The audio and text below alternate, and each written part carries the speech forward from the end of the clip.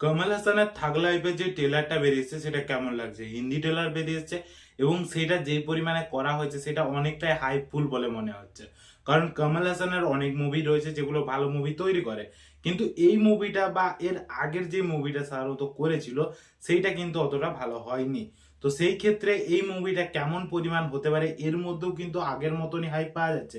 আমি যেটার কথা বলছি সেটা হচ্ছে ইন্ডিয়ান 2 এর কথা।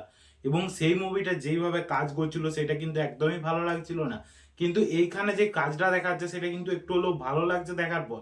এখানে যে স্টোরিটা হতে পারে সেটা অনেকটা রিভিল করা হয়েছে।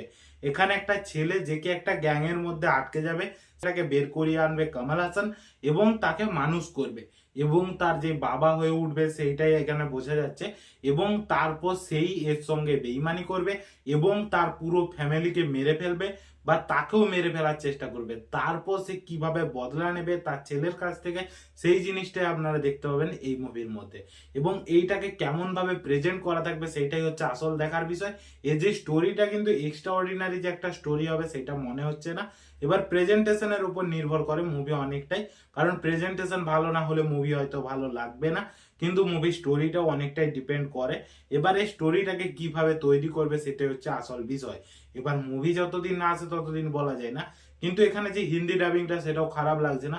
তার সঙ্গে যে ব্যাকগ্রাউন্ড মিউজিকটা, এ আর রহমানের যে ব্যাকগ্রাউন্ড মিউজিকটা সেটাও কিন্তু শুনতে ভালো লাগছে।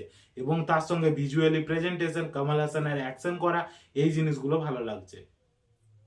তার সঙ্গে তার ছেলে যেইভাবে পুরো রাজত্বটা নিজে নিয়ে নিচ্ছে এবং তারপর কমল হাসান যেভাবে বাইরে বাইরে ঘুরে বেড়াচ্ছে, এই সব জিনিসগুলো। এই ক্ষেত্রে কমল হাসানের যে রোলটা বাইরে বাইরে ঘুরে ঘুরে বেড়াবে, কারণ তাকে মেরে ফেলার চেষ্টা করা হবে, তো সেই ক্ষেত্রে সে পুরোপুরি ভাবে গা ঢেকা দিয়ে ঘুরে বেড়াবে এবং প্রত্যেকের কাছ থেকে সেই বদলাটা নেবে।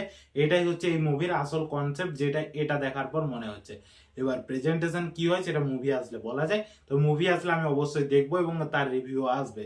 যদি আমার ভিডিওটা আপনাদের ভালো লেগে থাকে অবশ্যই একটা লাইক করে দিন, চ্যানেলে নতুন হয়ে থাকলে সাবস্ক্রাইব করে দিন। আজকের জন্য এতটুকুই, ভিডিওটা দেখার জন্য ধন্যবাদ।